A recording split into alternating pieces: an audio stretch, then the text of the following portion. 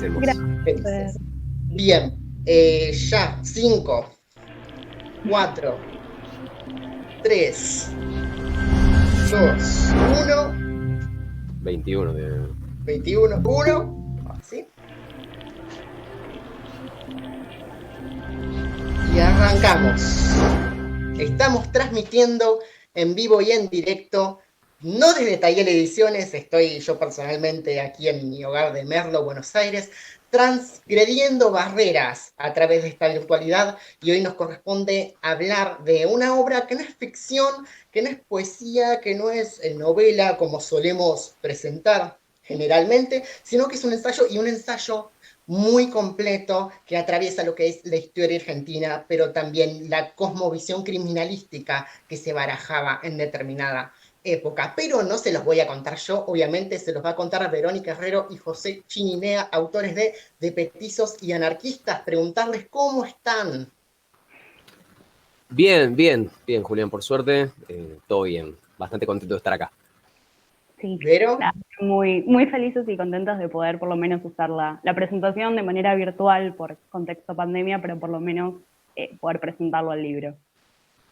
Perfecto. Les recuerdo a toda la audiencia que está en Google Meet que silencien los micrófonos a menos que sean los entrevistados, justamente, y que cualquier pregunta que deseen hacerles, vamos a estar atentos a la ventanita del chat de Google Meet, que para eso tiene esa función.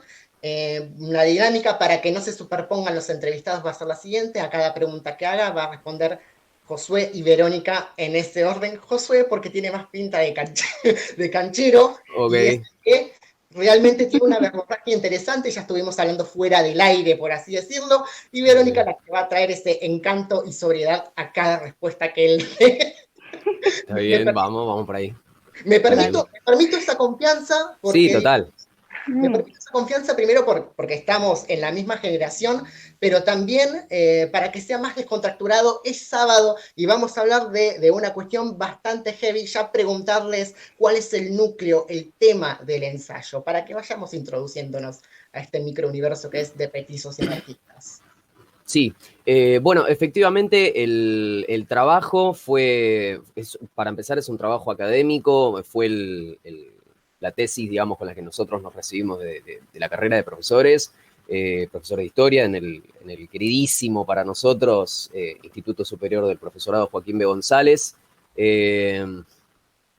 La verdad fue un trabajo de investigación con el que cerramos la carrera, un trabajo a nosotros claramente nos parece muy, muy interesante y creo que quizá la mejor cualidad que tiene el trabajo es que está profusamente documentado y me parece que está buenísimo. Le acercamos a la gente también hacia el final. Tiene un apéndice documental el libro que, bueno, tiene trabajos, cuestiones de fuentes primarias que, nada, son muy alejadas a nuestra época, son de 1880, 1890, 1902, si no me equivoco. Que bueno, tuvimos que acreditarnos como investigadores para acceder a ellas por el estado, nada, muy deteriorado por la cuestión de pasar de los años que tuvieron, así que la idea es siempre democratizar y acercar siempre el conocimiento a gente que quizás no está tan cerca de la historia y que es claramente muy importante. Sí. En realidad nuestro propósito, uno de los tantos que tenemos, es esta cuestión de, como bien dijo Josué, es acercar la historia. Por eso es que sí, como él comentó, tenemos un anexo donde hay tres pericias, como para que también puedan ver de primera mano más o menos con lo que nosotros estuvimos trabajando. Claramente nosotros apuntamos mucho a esta cuestión de la difusión. Sentimos que a veces cuesta entender que la historia es parte de nuestro presente, que con las fuentes primarias es que nosotros podemos entender por qué estamos hoy como estamos, y también comprendemos mucho esta cuestión que a nosotros nos costó poder encontrar el material, entonces por eso es que lo acercamos, digamos. Otra de las motivaciones también es esta cuestión de hacer una interdisciplinariedad entre la historia y otras ciencias.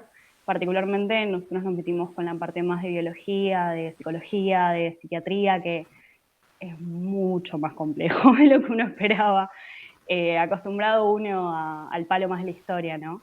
Pero es comprender de que sin esas otras ciencias no se puede entender ningún proceso histórico. Absolutamente, y ustedes lanzaron este trabajo en una coyuntura muy complicada para la historia universal en sí, que es la pandemia de COVID-19, pero también en una coyuntura particular en términos de historia argentina por la cuestión de justamente la precariedad de nuestro sistema institucional educativo, pero también la precariedad de las formas de difusión de conocimiento. Sí. Más que nada por esta cuestión de la posinformación, la posverdad.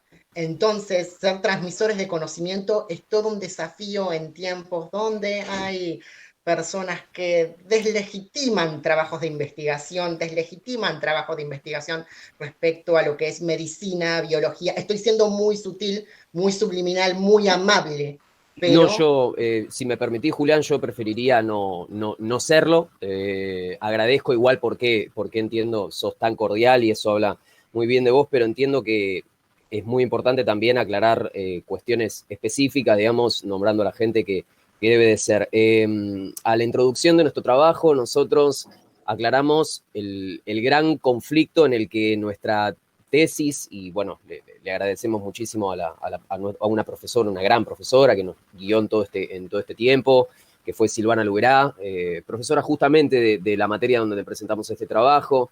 Ella nos prologó el libro, así que bueno, hacia ella nuestro agradecimiento, y tanto en su prólogo como en nuestra introducción se plantea esta cuestión del conflicto Unicaba, y que nuestro trabajo se enmarcó en el medio de ese conflicto. La idea fue siempre demostrar lo que se intentaba desde los medios masivos de comunicación y desde un montón de espacios, eh, visibilizar supuestamente, que era que los profesorados no producían conocimiento. Creo que una muestra clarísima del por qué no lo es y por qué esto es profusamente falso es este libro. Y en función también, creo yo, hoy por hoy, en el que vemos que la Unicaba avanzó, deberíamos rever por qué es que avanzó, si es que avanzó, y plantearnos también como movimiento estudiantil, como movimiento docente, por qué sucedió lo que sucedió. Me parece que eso deberemos rever nuestras críticas y aún así continuar por esa senda de la lucha, pero me parece que es clave hoy por hoy, frente a los dichos de Acuña, nada, repudiar de la ministra Soledad Acuña, ministra de Educación, de Cava, repudiar absolutamente lo planteado. Me parece que esta idea de la persecución ideológica frente a la que nos estamos viendo, la atravesamos en uno de los periodos, si no el más complejo de toda nuestra historia, y me parece que volver a esta cuestión es un desastre total. Estaba en ese momento, lo recordábamos con cuando estuvimos hablando al respecto, plantear esta cuestión de volver a buscar, bueno, nada, avisar si ves que un profe está metiéndose en una cuestión ideológica, es volver al manual del subversivo que la Junta Militar lo hizo, digamos. O sea, no estamos en un periodo en el que no podemos permitir que eso suceda. Por eso creo que era clave y es clave seguir pidiendo la renuncia ya, instantánea, de la ministra. Pero bueno, nada, eso me parecía que no había. Yo quería decir las palabras, no, lo que vos estabas tratando de no decir, permíteme que lo diga. Gracias, Sí. porque mi rol de presentador ciertamente no puedo decir el 100% Por de supuesto. las opiniones propias o ajenas No, para por supuesto. Por pero supuesto. por favor, hace tu aporte. No, creo que igual José como que lo dijo bastante. Nada, nosotros queremos demostrar que los docentes también producimos conocimiento, que no somos fracasados, como bien nos dijo la ministra, que no nos conoce, no sabe, creemos que no pisó un aula, ella tampoco. Entonces, desmerecer el tiempo que nos llevó a recibirnos, el tiempo que nos lleva a estudiar, el tiempo que nos lleva a preparar las clases, las investigaciones, porque no es solamente preparar una clase, la verdad que no dejo palabras agradables. Absolutamente, y es Ahora sí, es irrespetuoso. Voy a usar adjetivos amables durante toda la presentación. Por favor. Pero es de una irrespetuosidad absoluta, por no decir otra cosa. Sí. Y más, a mí también me atañe como asesor editorial, porque afortunadamente muchos docentes de primaria, secundaria, en Taller Ediciones nos han elegido tanto para sus propuestas didácticas como para sus obras de ficción particular, que incluso están pensadas para difusión en aulas. Entonces también esto como asesor editorial también me debe interpretar, como argentino en primer lugar. Sí, total. Y como profesional de las letras y como asesor editorial y más como ser humano. La cuestión de que la educación es un pilar fundamental, no es un lujo, no es que hay un nivel donde hay una educación más sofisticada que la educación que reciben los demás. No hay esa cuestión, eso no está en ese debate. Y me parece que todo lo que ocurrió esta semana nos debe interpelar y se acopla muy bien al lanzamiento de este libro que coincide con. No es que le dijimos a Soledad, coño, decí esto para que se luzcan los chicos. No. Sino que realmente fueron una serie de circunstancias que cristalizan estos discursos y que esto se ha repetido a lo largo de la historia argentina y nos debemos ese replanteamiento de nuestra perspectiva en el sistema de educación y la manera que nosotros vemos a los docentes como ustedes. Sí, y efectivamente me parece que hay cuestiones también lógicas, igual que lo de la UNICABA, las palabras de la ministra Acuña también expresan esta cuestión. Me parece que hay lógicas empresariales por de fondo que nada, atraviesan todas las esferas, y me parece que hoy por hoy esta idea de plantearnos como docentes ideologizados, escindir la política de la educación ya de por sí es un error, es una contradicción en sí misma. La educación es política, porque todo acto lo es.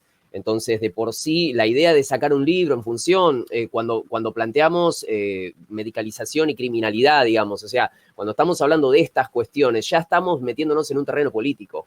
Y me parece que plantear esta cuestión también habla de las lógicas hacia las cuales estos gobiernos, digamos, intentan, estas conducciones, si se quieren también, intentan llevar.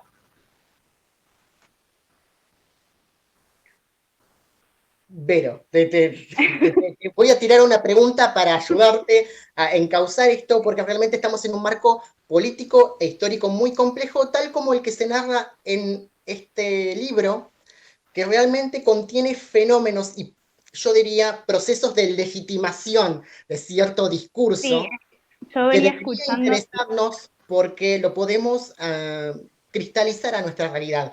¿Qué procesos de legitimación se cuentan o ustedes prestaron atención a la hora de realizar la investigación? Porque esto habla de medicalización, criminalización, perdón si me traba la lengua, pero de cómo ambas esferas confluyen en un discurso tan positivista en términos filosóficos como peligroso. Sí, estaba escuchando y digo, es esta cuestión desde el discurso de deslegitimar a un sector. Bueno, en nuestro libro nosotros contamos un poco cómo fue todo ese proceso en 1880-1915 con los anarquistas, cómo se los deslegitimaba desde el aspecto más biológico y psicológico. Los médicos empezaron a tener cada vez más voz en lo que eran todos los proyectos de ley, incluso con la ley de residencia y la ley de defensa social, porque lo que nosotros planteamos como hipótesis es que fueron los médicos con su rol los que le otorgaron un aval a la élite para poder implementar sus proyectos, para poder más que nada forjar esta concepción que ellos tenían de país. Entonces les daban, lo digo más coloquialmente, les daban la excusa para poder echar gente o encerrar, por efecto, aquellos elementos que hacían ruido a lo que ellos estaban buscando. Todo esto en una alianza que nosotros planteamos médico, político, legal, policial, porque son distintas esferas que fueron confluyendo para que esto sucediera. No sé si querés agregar algo más, Josué. Sí, creo que quizás aquí encontrar rastrear, me parece que es muy importante, lo veníamos hablando con Vero, esta cuestión que venimos hablando con vos, Julián, me parece que es clave también rastrear el para qué, y siempre es una pregunta que creo que debería de atravesar a toda persona. Sin importar de lo que trabaje o lo que haya estudiado y demás. Me parece que el preguntarse para qué nos sirve la historia hoy es algo fundamental. Pensemos, nuestra idea del trabajo al inicio, apenas empezamos a laburar esto, allá por el año, si no me equivoco, 2017, 2016, 2017, cuando empezábamos a ver, digamos, los gérmenes de este trabajo, apareció esta cuestión de pensar y buscar desde cuándo quizás esta cuestión, y permítame que se me permita la palabra, pensar esta cuestión de desde cuándo al pibe con gorra hay que masacrarlo si lo ves arriba de un bondi.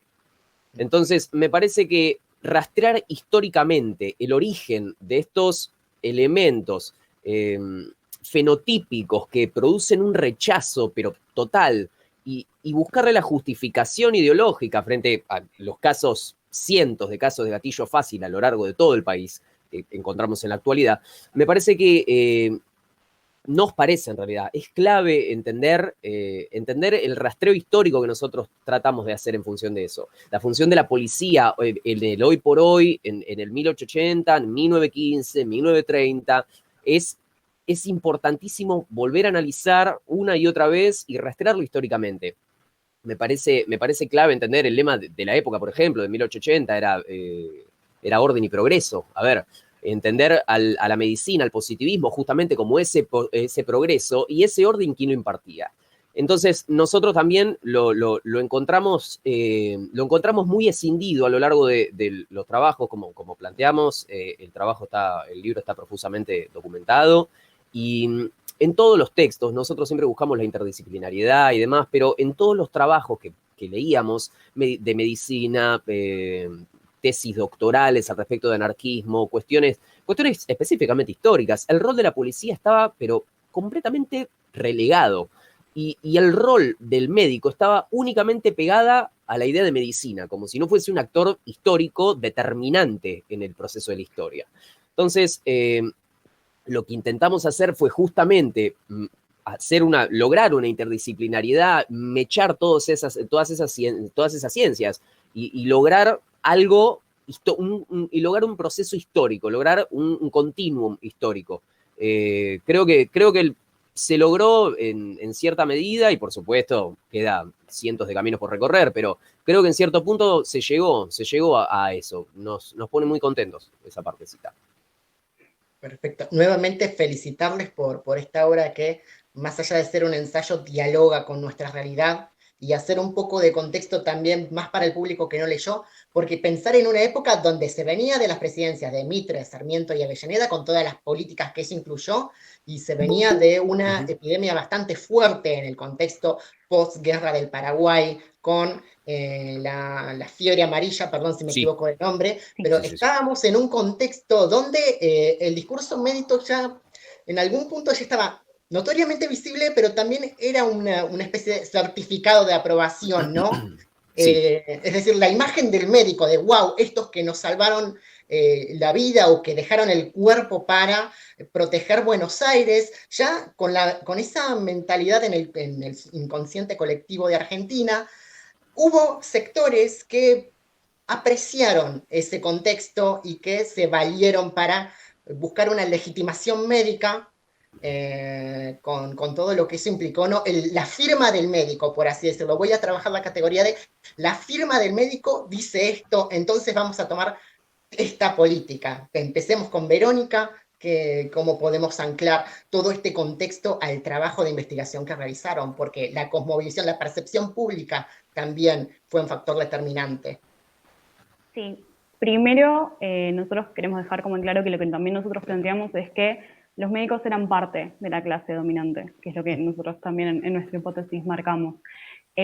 Claramente, esta cuestión de que desde la criminología se podía justificar con la craneometría, incluso que dependiendo de las medidas de tu cuerpo, vos era anormal, en donde el médico se metía en tu individualidad para ver si a vos había que encerrarte en un psiquiátrico o en una cárcel, o si ya no había forma había que expulsarte. Como incluso también en ese momento ya estaba el positivismo también, entonces la parte como científica le daba este aval, este decir, bueno, yo estoy haciendo esto porque tengo atrás un montón de teorías que me lo justifican. Claramente sí, la clase dominante se ancló en eso para poder echar gente. Totalmente. Continuamos con Josué, porque esta legitimación llegó a extremos donde esos campos se fusionaron y se tomaron políticas, se realizaron detenciones, se realizaron un montón de cosas en nombre o sea, bajo el nombre de la salud, pero también en nombre de una política determinada. Sí, sí, efectivamente. Para abonar también lo que planteó muy bien Verónica, hay una cuestión, yo creo que asistimos hacia 1880, el periodo 1880-1915, asiste a un periodo sin precedentes. ¿En qué sentido quiero decir esto? El campo médico, el campo positivista, se venía abonando aproximadamente desde 1870. Entonces ya nos encontramos con una década atrás donde hacia 1880 los médicos estaban recontrarreplantados diciendo, bueno, mirá, estamos en un ámbito de peso, había un montón de médicos en las esferas del poder, en las esferas del poder público. Nos encontramos en un momento en el que desde 1880 hasta aproximadamente 1910 salen dos leyes que son la de defensa social y la de residencia, salen dos leyes para expulsar el peligro anarquista. Se rompe, pero completamente hacia 19, yo creo que sí, con Verónica lo planteamos hacia 1915, que ya el anarquismo prácticamente no tenía fuerza y era algo que había explotado hacia 1870, 1880, que explota con todo, con las oleadas de inmigración y demás, y asistimos desde 1880 al 1900, en el medio, un proceso de crisis económica total. Empieza la cuestión de la propiedad cada vez privada, las contradicciones del propio capitalismo argentino. Encontramos un montón de elementos que se van aunando en función de cada vez monopolizar, hegemonizar aún más el poder en muy pocas manos. ¿Esas manos de quiénes eran? Bueno, encontramos ahí justamente los actores que van a componer la clase dominante del periodo, como lo planteamos en el texto. Médicos, jueces, legisladores, legistas, policías, siendo el brazo armado, el brazo represor del Estado, digamos, siempre ligada directo a la esfera del poder para accionar. Y del otro lado, nada, encontramos un movimiento anarquista, un movimiento socialista, un movimiento de masas súper armado, pero que claro, lo van a ir quebrando a medida que vaya pasando el tiempo, lo van a lograr quebrar, justamente por esto, la correlación de fuerzas tanto entre la clase dominante como la clase dominada, esa contradicción va a terminar pesando, pesando lamentablemente para el lado de la balanza de la clase dominante. Bueno, sí, nosotros también en nuestro libro hablábamos un poco de por qué nosotros planteamos que el anarquismo fue perdiendo peso un poco también porque no se pudo ir como ayornando a todos los sucesos. Además, el anarquismo acá nosotros lo pudimos encontrar, lo identificamos como en dos oleadas que vino, que el primero era como más puro, en donde era una cuestión más individualista, y yo el segundo que vino también con la parte de la inmigración, que ya no era deseada por la élite, era el anarcosindicalismo, el que planteaba empezar a agruparse adentro de las fábricas, empezar a pelear un poco en busca de derechos, digamos. Entonces, es también un poco eso. Bueno, mismo nuestra elección de fechas, nosotros elegimos arrancarlo en 1880 porque en 1880 es cuando se crea la policía de la capital, y decidimos terminarlo en 1915 porque es cuando detienen al Petit Orejudo. El Petit Orejudo es como nuestra síntesis, digamos, de todo ese mote de la criminología del momento, sí, donde era por una cuestión física que a vos te juzgaban, digamos, y en la cárcel de Ushuaia que terminó. que fue la que terminaron creando cuando la cárcel de acá de Buenos Aires ya no daba tan abajo. Sí, totalmente. Los rasgos atávicos, como lo vamos lo trabajamos con lo planteado por Lombroso, por esa escuela criminológica italiana que tanta mella hizo en el positivismo argentino, que le dio su particularidad, ¿verdad? Nosotros siempre planteamos a lo largo del libro elementos que nos parecen claves para poder comprender el proceso histórico. En primer lugar, condicionantes, y en segundo lugar, determinantes. No podemos plantear que los mismos condicionantes históricos son a la vez los que determinan, digamos, no, hay cuestiones que determinan el curso de la historia, hay cuestiones que condicionan los procesos a través de los cuales van a ir encontrando su lugar. Además de todo eso, efectivamente lo planteamos en función de clases, no es algo azaroso, creo que nada de como lo plantea Vero muy bien, no es nada azaroso lo elegido para el trabajo, ni la elección de fechas, ni la cuestión de los conceptos. Nosotros elegimos posicionarnos desde una postura, en este caso la del materialismo histórico, para poder laburar el proceso de la historia. También, y esta perspectiva también nos permite historizar y restituir la visión del criminal a una dimensión política. Yo hago una comparación, sé que es muy capciosa, pero es para el público, la comparación con la imagen del serial killer norteamericano, que es un sujeto femicida, es un sujeto psicópata, obsesivo, categorizado bajo los regímenes de la salud mental, pero también es un sujeto apolítico hasta cierto punto. El serial killer no tiene bandera política, o raras veces se lo vincula con la izquierda o con determinadas oleadas políticas. En cambio, acá es crucial entender el contexto histórico y político para entender esos procesos de legitimación y construcción de una imagen del criminal, que creo que no se dio en Estados Unidos, o si se dio en Estados Unidos, habrá sido bajo procesos diferentes, pero acá era un caldo de cultivo para crear objetivos para la clase dominante, muñecos de paja, por así decirlo, e incendiarlos a mansalva. No sé qué pueden decir al respecto. Perdón por la comparación inicial, pero No, por favor, al contrario, justamente en Estados Unidos hacia 1950 se produce una oleada de cine muy particular, que está muy bueno plantearlo desde ese lugar.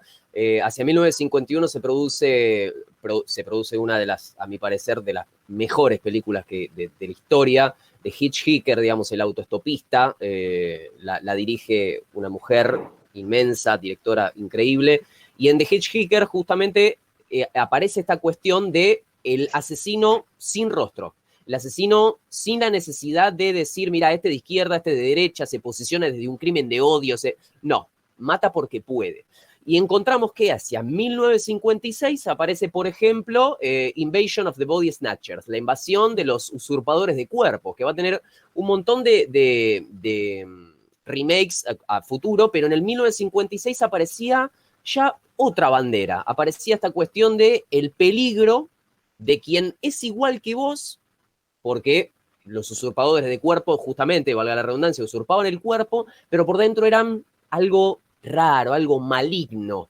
Y claramente se puede establecer ahí una analogía directamente con lo que era el comunismo en esa época.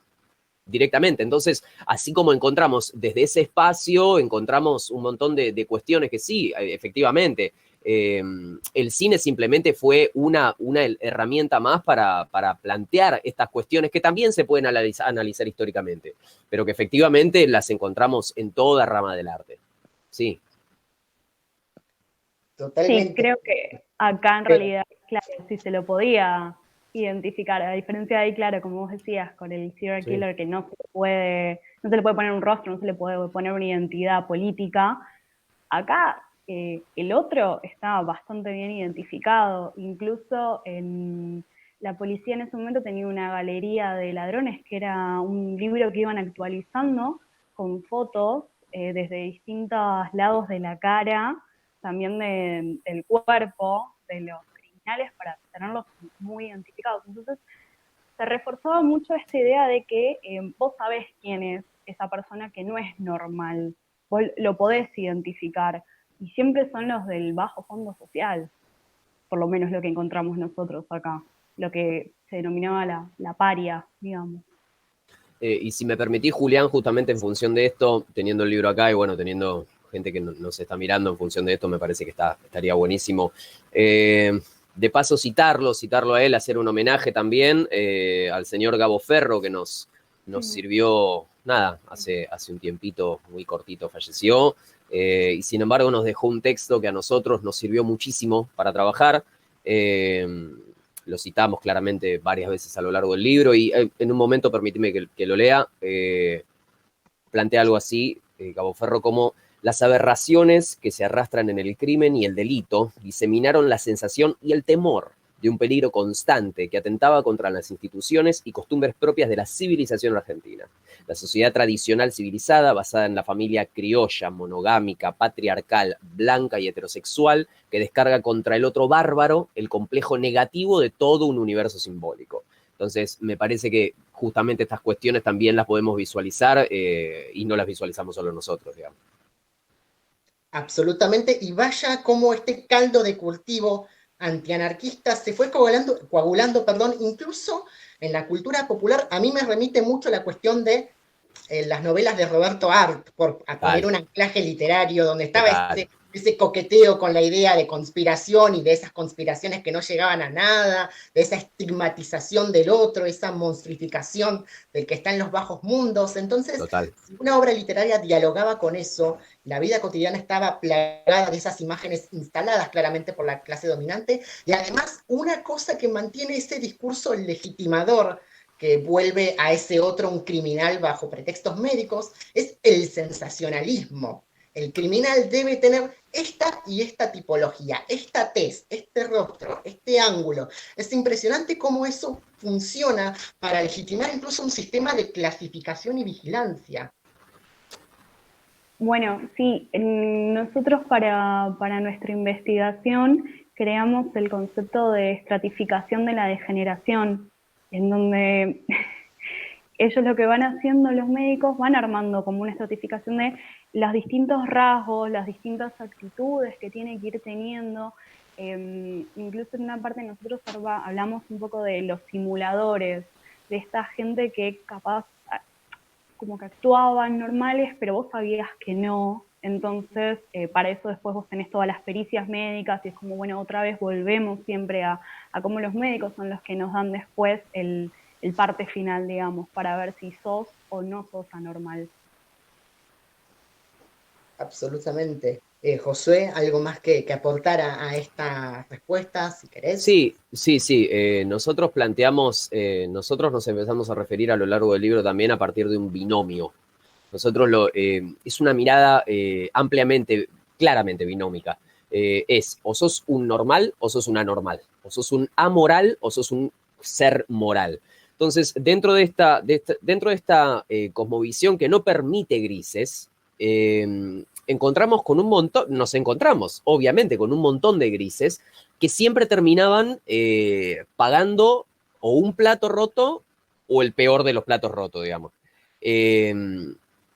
Encontramos un montón de elementos desde ese lugar. La Galería de Ladrones está repleta. Hay una pequeña, vamos a llamarlo así, como una infografía, si se quiere, de la Galería de Ladrones de la capital, que, bueno, trata justamente esta cuestión. De decir, bueno, mira, creo que está por acá. Mira, si me permitís. Sí, por supuesto.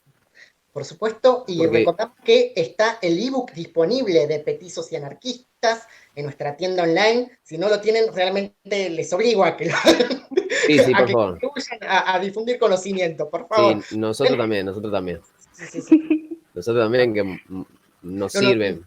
Y de paso, un inmenso honor, realmente lo digo como estudiante, poder haber trabajado el archivo, la cuestión de lo visual, de lo editorial, la maquetación. Realmente querían tener algo de alto nivel y nos alegra que nuestro equipo haya estado a la altura de esto. Realmente nos honra. Yo les elogié el sistema de citas. Realmente yo digo todo el tiempo, si quieren publicar un ensayo, hagan como Verónica y Josué, que realmente fue un paraíso a trabajar con este libro. En serio, a nivel maquetación, a nivel editor, es un paraíso, nos la hicieron muy fácil. Y realmente se ve el trabajo que hicieron, el laburo enorme que hicieron con cada fuente bibliográfica, con cada cotejo, con la organización de la información. Así que ustedes son una de las mejores cosas que me pasaron a mí en este 2020. Hablo por mí. Sí, justamente que yo soy ayudante de la cátedra de iba a decir lo seminario mismo. Joaquín, que es la que nos enseña cómo hacer este tipo de investigaciones, así que Sí, si justo... no estaba en esto, la verdad que yo quedaba muy No, mal. no. Muy Sí, mal. no. Justamente la estoy viendo acá las imágenes, está la señora que se encargó de retarnos si nosotros poníamos las citas mal. Así que bueno, agradecimiento gigantesco a la profe Silvana, que fue también quien nos prologó el libro. Esto lo dijimos antes, Silvana, así que te agradecemos un montonazo. Bien, perfecto. Abrazos enormes a cada No lo docente encontré. que marcó el camino y que realmente se materializa en Sí, esto. efectivamente. No fue de una utilidad enorme. Como dijiste vos, también en cierto punto también para ayudarnos a nosotros a trabajar de esa manera. Me parece que nos alivió muchísimo. Nos fue más sencillo organizarnos frente a tanta cantidad en un momento de archivos. Nos fue muchísimo más sencillo. Completamente, completamente. Ahora sí permito que leas la cita o lo que Sí, querías citar, perdón por la emoción. Me no, por emocioné. favor, por favor. De hecho, estaba justamente buscándolo y permitidme a ver si puedo presentar algo ahora. ¿Se puede presentar algo? Sí. ¿Compartir pantalla, vos decís? Me Sí, creo. parece. Sí. A ver, podemos Voy a intentar. intentarlo.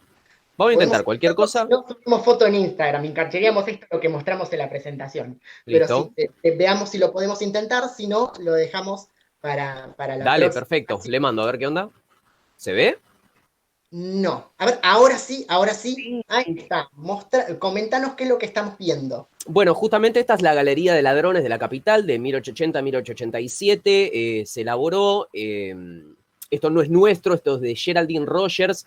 Lo trabajaron increíblemente, son varias páginas y podemos encontrar, por ejemplo, elementos que remiten a esta cuestión atávica, a esta cuestión de decir, bueno, mirá, si tenías determinadas señas, si tenías partes, si tenías cuestiones en particular, nos encontramos en este caso con Juan Méndez Pastorini, que era argentino, con 21 años, el Estado era soltero, la profesión, que era algo importantísimo, cuál era el color de pelo, la barba, la boca, la nariz, si sabía leer o escribir, la residencia y señas particulares, que acá nos volvemos a centrar nuevamente en esta cuestión atávica bien lombrosiana, de, bueno, por ejemplo, si tenés una cicatriz en el lado izquierdo de la cara, un poquito arriba de tal lugar, efectivamente sos un peligro para la moralidad del país. Entonces, me parece que elementos así, en este caso ves, dice, frente y dorso de tarjeta fotográfica correspondiente a Juan Méndez, que se encuentra en el Centro de Estudios Históricos Policiales, comisario inspector Francisco Romay. Permitime si encuentro otra, una que trabajamos nosotros en particular. Esta es el famoso libro, la Galería de los Ladrones de la Capital. Nos fue de una ayuda impresionante. Acá, por ejemplo, tenemos a Pedro Iturrieta. Le decían, por ejemplo, también esta cuestión de los apodos, cómo le decían, Carpincho, Mosquito, Pichincha, Juan de Dios. Encontramos acá la edad y cuántas entradas, y esto era clave, para saber si era reincidente o no, y en función de eso también otorgarle otro trato. Si tuvo 20 entradas, de estas 9, bueno, de estas, ¿cuántas fueron por desorden? 9 fueron por desorden, en tal día, tal año, entra por robo a disposición del defensor de menores, doctor Blanco. Entonces, encontramos elementos así, dejo de compartir, encontramos elementos así también que nos fueron de una ayuda muy importante para trabajar también el tema del libro. Que igual también nosotros lo pusimos en el libro como para que también cuando lo lean puedan ver, volver otra vez a lo mismo, es acercar la historia. Entonces también nosotros queremos acercar las fuentes primarias con las que trabajamos. Está una imagen también de la Galería de Ladrones y mismo también incluso una imagen de los tatuajes que tenían en el cuerpo y cómo los iban identificando, porque también por los tatuajes era un criminal. Así que es también esto, es acercar y para que también puedan acceder bien de docente la cuestión esta que estamos haciendo con Vero, pero me parece que es clave mostrarlo, ya que podemos hacerlo, compartir pantalla y demás, que la virtualidad nos permita esto, ¿verdad? Acá, por ejemplo, tenemos las diferentes figuras, esto lo usamos, está sacado del libro de Gabo Ferro, pero lo utilizamos como justamente, bueno, en la versión del libro físico, lo utilizamos como... Ay, no me sale la palabra. Solapa. Como solapa. Ahí está. Y fíjense la cuestión de lo anatómico, insisto, Total. con el discurso médico que se reproduce hasta en las formas de discurso visual como la imagen o las fotografías. La cuestión total. de... Total. Ahí se encuentran elementos riquísimos para trabajar. La verdad no fue algo muy lindo trabajarlo de esta manera, entendimos que fue lo mejor. Vuelvo a presentar otra imagen. A nosotros creo que lo más importante que nos pudo, que entendimos que a partir del trabajo era democratizar un poco todo esto que nosotros veníamos viendo y que de ninguna manera, ¿no? Hay muy pocas formas de que cualquier persona X pueda acceder a este material. Porque nadie, como dice acá, justamente va a ir al Museo de Torino para buscarlo de Cesare Lombroso en 1903. Entonces, así como está esto, hay un montón de otras imágenes y volvemos a lo mismo. Revolucionaria, rey politici, digamos. O sea, revolucionarios y cuestiones políticas. Encontramos la parte moral, la parte de la policía, la parte de la política, perdón, la parte de la pasión. Encontramos los rostros específicos, digamos, retratos revolucionarios, anarquistas, reos políticos.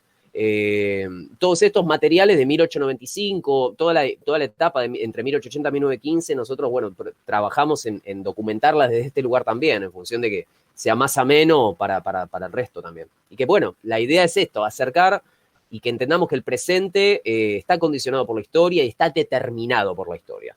Entonces, bueno, entenderlo desde ese lugar también. Absolutamente, y me parece primero muy valioso el aporte que están haciendo, después la intencionalidad democrática que hace falta realmente que autores de gran nivel como ustedes, o sea, además de investigadores, los considero autores también en ese sentido de adaptar la información de tal manera que podamos compartirla y que el conocimiento o la actividad de divulgación realmente que englobe todo lo democrático, y además lo están haciendo, en una coyuntura donde el discurso médico contemporáneo se contamina también con intereses políticos, con debacles políticas y también con cuestiones relacionadas con, de manera muy difusa, con ciertas corrientes, ¿no? Acá tuvimos la desafortunada categoría de infectadura, hay ciertos neologismos que flotan en el aire Total. y que ocultan intereses mucho más turbios, francamente, ni hablar de las cuestiones de lo que es Europa y Estados Unidos. Jamás pensé que viviría en un mundo donde Trump gobernara, perdón por exponer mi posicionamiento, pero lo tengo que decir, porque jamás pensé que vería al quien ayudó a Kevin McAllister en la segunda película de Mi Pobre convertirse en presidente. Sí, no, efectivamente, si uno leía un poco el devenir de Estados Unidos, claramente se veía venir que podía llegar a gobernar un Macri o un Trump. Pero más allá de eso, que lo deseáramos o no, bueno, eso era otra cuestión, digamos. Pero sí, efectivamente, el discurso médico, creo que hoy por hoy, con esta cuestión del COVID y demás, hay un montón de cuestiones. Hay un montón de cuestiones. Con Verónica no sabíamos si se iba a poder o no. La verdad, estábamos medio en duda, porque, bueno, tampoco queremos exponer el espacio de Tayel, digamos, a trabajarlo a gusto y piacere, quizá como nosotros lo hubiésemos trabajado. Encontramos que esta conversación fue muchísimo más abierta, menos estructurada quizás de lo que nosotros pensábamos, y permitime agradecértelo en nombre de ambos, pero en función de todo esto, nosotros también, así como presentamos esto, en este caso no lo tenemos lamentablemente, pero nosotros queríamos presentar también volviendo a esta cuestión, si no es por la etapa médica, volvemos a la cuestión de la etapa a la cuestión policial. Nosotros queríamos presentar, hace poquito salió, luego de la toma de Guernica, apareció esta cuestión de un spot, si se quiere, publicitario, se lo llamó publicitario, es propagandístico, no publicitario, con la diferencia de lo que eso habla, del señor Berni, del señor... el de la policía de Buenos Aires, digamos, ¿no? Entonces, planteando el esfuerzo que se estaba armando el esfuerzo que se hacía para desalojar al malviviente, digamos. Y ahí encontramos nuevamente cómo la cuestión del poder y la cuestión policial tienen algo inamovible, digamos. Es una cuestión propia, junta, en conjunto. No se puede pensar esa contradicción por separado. Esa contradicción se debe pensar junta, justamente porque la policía es el aparato represivo de ese Estado que manda a reprimir. Entonces, quienes en todo caso podríamos decir tienen la mano manchada de sangre en 1880 o en el 2020 sigue siendo la policía y el Estado Nacional. Entonces, me parece que si lo tenemos que plantear desde ese lugar, es también en ese caso el libro una buena guía para poder motorizar un poquito las cuestiones y pensar también, repito, el libro nació a partir de eso, poder rastrear históricamente elementos del pasado y cómo se pudieron trasladar al presente y entender desde el presente elementos justamente del pasado que los estamos viendo hoy.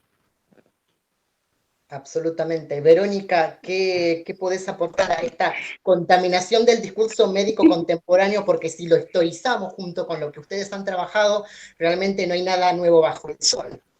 No, para nada. Se sigue repitiendo bastante lo que viene sucediendo, lógicamente con sus propios particularismos de cada época, ¿no?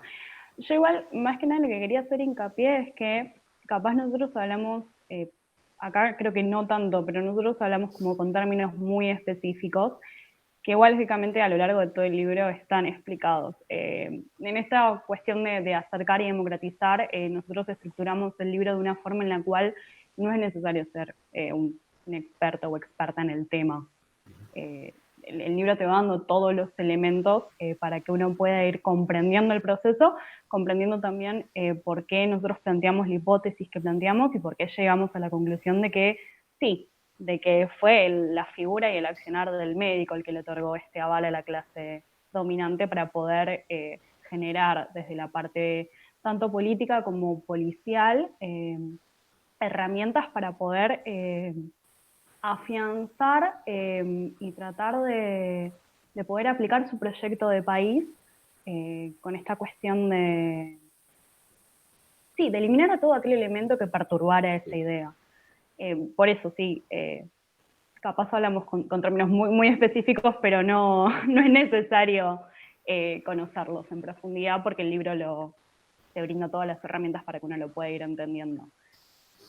Totalmente. Y hablo al público. Si vimos las 2 temporadas de Mindhunter en Netflix y nos metimos en la criminología estadounidense, no les va a costar nada leer de petizos y anarquistas, en serio, es como, digamos, la posta, vemos CSI y un montón de siglas más yanquis, ¿cómo no nos vamos a interiorizar en esto? Es decir, Total.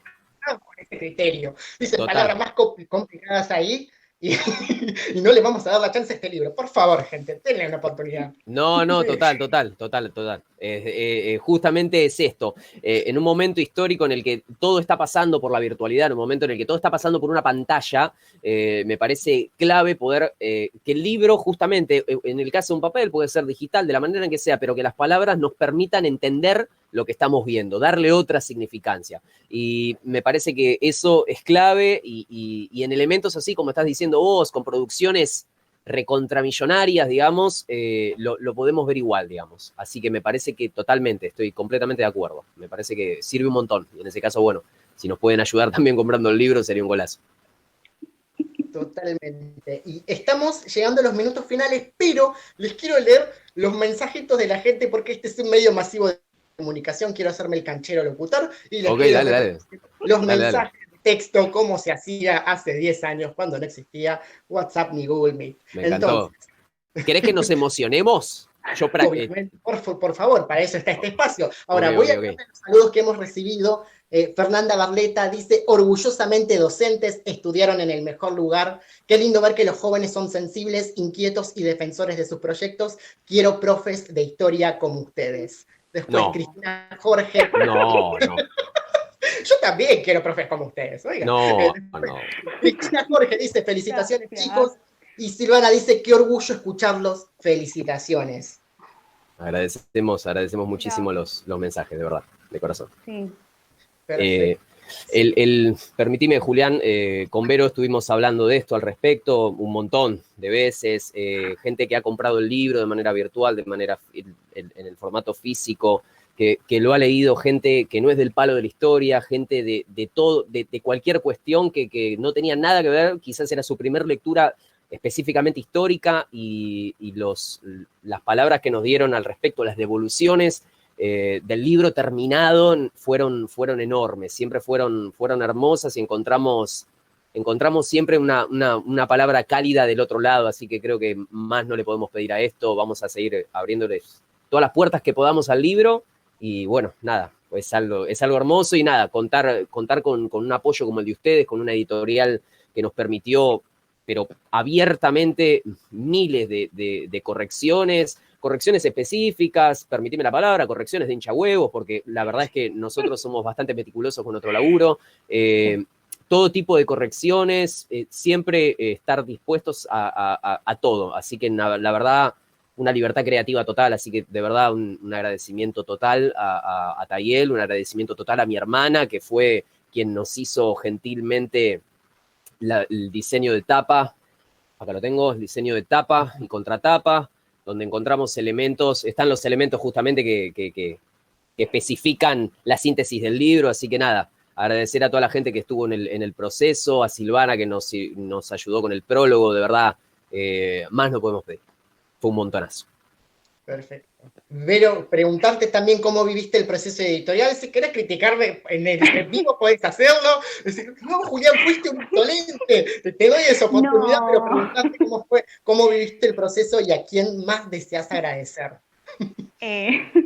No, respecto a lo que es el proceso editorial, la verdad que quiero agradecer a Tayel, porque con José es el primer libro que sacamos, no teníamos mucha idea de cómo es, y la verdad que ustedes nos ayudaron. Nos apoyaron un montón, sí, con estas cuestiones de capaz detalles que pueden sonar mínimos, pero para nosotros eran como muy importantes. Sí. Capaz era un margen, ¿no? Pero para nosotros era porque es también el tiempo y la dedicación que le pusimos, y nosotros sentimos que ustedes también valoraron un montón eso, así que la verdad que por ese lado muchas gracias.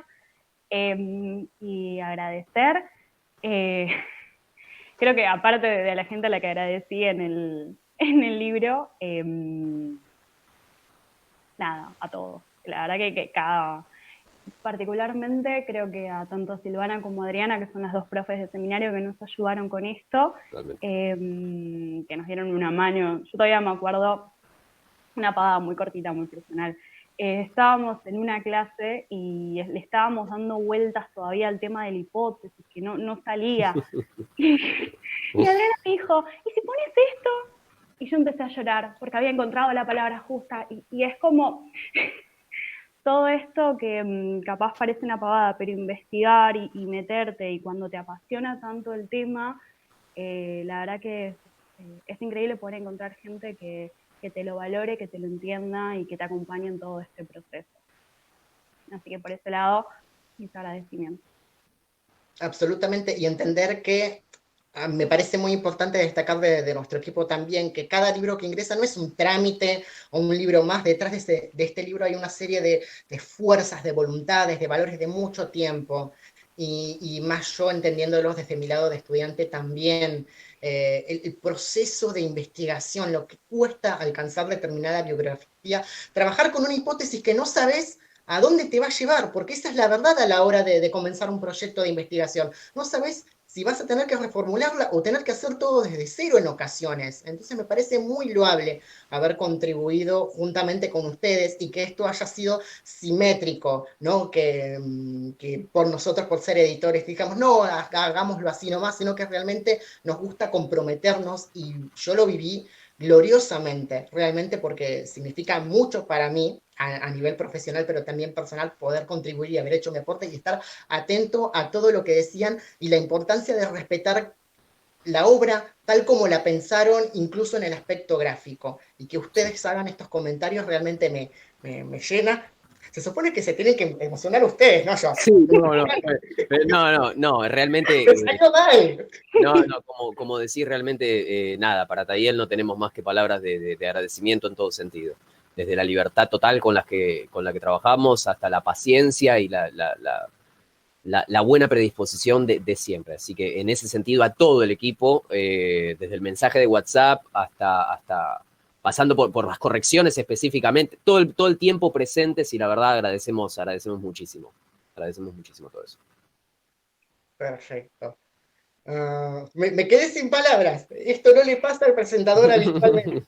Pero es por realmente, y lo digo de corazón, por el orgullo de poder presentarlos a ustedes, haber dialogado incluso unos minutos antes fuera del vivo. Realmente me resulta muy placentero. Esta es una de las glorias que compensa todo lo que muchos atravesamos en tiempos de cuarentena, de pandemia, y atender a las cuestiones sociales también me parece importantísimo. Historizar las obras que producimos, historizar el conocimiento que divulgamos. Me parece muy interesante y por eso digo, esto no es un libro más. Para nosotros ningún libro es un libro más. Y especialmente este que dialoga un montón con aspectos que siguen siendo nefastos en nuestra realidad. Así que exhorto al público a que pueda conseguir de Petizos y Anarquistas. Está disponible en formato electrónico, www.tallerediciones.com.ar. Y ahora es momento de los chivos y preguntarles si acaso los podemos seguir en redes sociales, o si tienen una página, o si tienen algo donde podamos seguirlos. Esta es su oportunidad. Sí, no, nada en particular. La verdad, por lo pronto yo no me alcanza con el sueldo docente, pero bueno, de última tiro y qué sé yo, de última que mordemos un cachito de ahí de lo que vendemos online. Así que bueno, nada, que compren el libro. Agradecemos muchísimo desde ese lugar. Nada, nos pueden seguir también en nuestras redes para más cuestiones, pero nada en particular. ¿Vero? Nosotros en el libro dejamos nuestro contacto. Sí, claro, eso. Porque también lo que a nosotros nos interesa es esta cuestión de el feedback, que es todo lo que sea comentarios que quieran hacernos, dudas, mismo si algo que no les parece que esté, que nos lo hagan saber, porque sentimos que esa es otra forma también de enriquecernos nosotros, enriquecer nuestro trabajo, ver distintas y escuchar distintas opiniones. Así que, mismo si necesitan algún tipo de material o algo de lo que nosotros estuvimos trabajando también. Totalmente de acuerdo. Agradecemos muchísimo siempre las críticas, reflexiones, pensamientos, todo lo que motivó la lectura. Me parece que cuestiones que no se entienden y que está bueno que también plantearlas, me parece increíble también. Eso lo hablamos siempre con Vero, así que bueno, nada, está nuestro contacto ahí en la solapa del libro. Y si no, bueno, cualquier cosa nos ubican por otro lado. Así que nada, agradecer a Taller. Por favor, muchas gracias a ustedes por haber confiado y haber confiado sobre todo en cada uno de los miembros del equipo. Nuevamente exhorto, sé que soy iterativo, pero soy el presentador, que consigan de Petizos y Anarquistas en nuestra tienda online. Y estamos ya dando cierre a esta presentación hermosísima. Les digo algo, sé que no estamos fuera de cámara, pero me fascinó esta presentación. En un momento me sentí de vuelta en el colegio de tanto que sabían en sus respectivos campos. Les confieso que me sentí ignorante, pero de una manera muy linda, porque me dejan con ganas de analizar todos estos aspectos de nuestra sociedad argentina. Y además, de una forma tan coloquial, espero realmente se hayan sentido cómodos con esta presentación, que es una de mis prioridades también, y demostrar también que el conocimiento no es algo que vemos en un aula cerrada o en un seminario cerrado. Esto lo estamos dirigiendo a un público masivo. Esa es la intención, y divulgar conocimiento también. Así que... Totalmente, Julián. Creo que esas fueron las palabras específicas. Vero, si quiere decir algo más, también, nada, de verdad, agradecimiento a toda la gente que escribe, nada, las felicitaciones, los comentarios, la verdad, nada, no le podemos pedir mucho más, solo abrirle más puertas al libro y nada más. No, me sentí bastante cómoda, muchas gracias. Pero sí, gracias también a toda la gente que nos estuvo escuchando hasta ahora, en serio. La verdad es que para nosotros era como importante poder presentarlo también al libro, darle como también una explicación de por qué escribimos lo que escribimos. Totalmente. Así que bueno, gente hermosa, ojalá esta no sea la única vez que nos encontremos, que nos veamos, que interactuemos, sea en la virtualidad o en el mundo real. Ojalá tenga la oportunidad de tener una charla más prolongada, porque realmente me dejan con el bocho así, y es agradable cuando tenemos conversaciones y debates como este que francamente en redes sociales y en los medios masivos de comunicación no se da con tanto criterio como el que plantearon ustedes con su trabajo de investigación. Me parece muy valioso también decir esto. Y bueno, ya estamos dando por terminada la presentación de Petizos y Anarquistas, que pueden conseguir en nuestra tienda online. Y felicitarles a ambos, Vero, Josué, muchísimas gracias. Ojalá esto también les abra otras aristas y posibilidades y también mayor difusión de su trabajo. Realmente orgulloso de poder haberlos acompañado tanto en el proceso de edición como en el proceso de presentar este título. Así que damos cierre a este momento hermoso. Pueden ir saliendo de la sala, yo por otros compromisos, también en unos minutos me voy a tener que retirar, pero agradecido y muchas gracias por confiar en nosotros nuevamente. Un gustazo. Hasta luego, nos vemos. Nos vemos. Hasta luego y les deseamos un buen sábado. Muchas gracias.